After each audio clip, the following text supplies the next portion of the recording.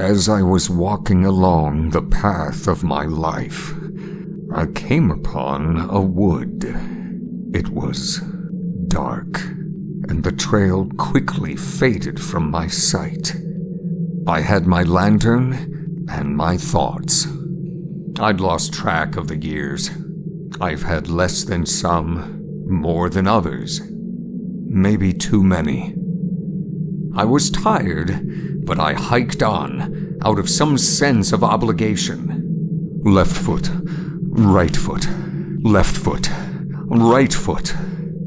The light of my lantern gave way to the light of the moon as I stumbled upon a clearing. The air was still, heavy, and wet as I lifted my head towards the face of the moon. And what do you have to say to me that I haven't already said to myself? Only the thoughts you walk away from. You walk away from the happy boy you were.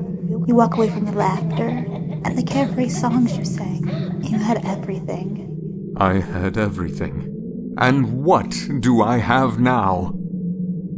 I waited, and minutes passed, but the clouds would not let her speak. I raised my light and stepped back into the woods.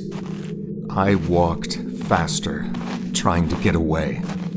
Even with my lantern, I stumbled over roots and rocks, struck low tree branches, and nearly twisted my ankle on uneven terrain. I reached out to a tree trunk to stop my fall. I felt it twist and warp underneath my hand. Not the first time you needed support. What did you say? A young man, lost, wandering. Not a habit you've learned to break. There were hands reaching out, and you never saw them. Stop it. They were there. You were blind. Your sister, your friends, your aunts, your uncles. And all you saw was what you knew they saw. Please. Your mother loved you. Cameron would have held your hand. No more. Your neighbor, Mr. Branberry, would have sat on his porch with you for hours just to hear how school was, and about the girl you had a crush on, and your hopes and your dreams. Stop. Too much information. God damn you. And you. The damned voices wouldn't leave me be. I could hear them ringing in my ears. No owls hooting. No crickets chirping, just those voices. I felt a great weariness start to overtake me as I trudged on. The sweat continued to pool in the small of my back, and I felt my mouth slowly turn to sandpaper. Then, a gentle sound of water trickling in the distance. My pace quickened.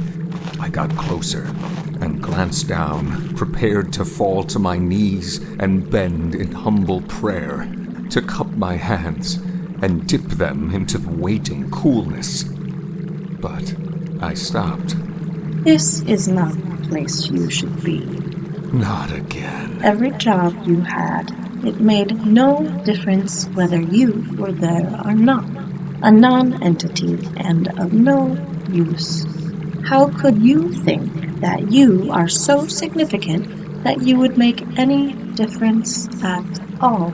I can't. Yours is a life with no footprints. Nothing to be seen when your time is done. But what if? You are a thought, fleeting, and someday you will be out of reach. Something that can't quite be recalled.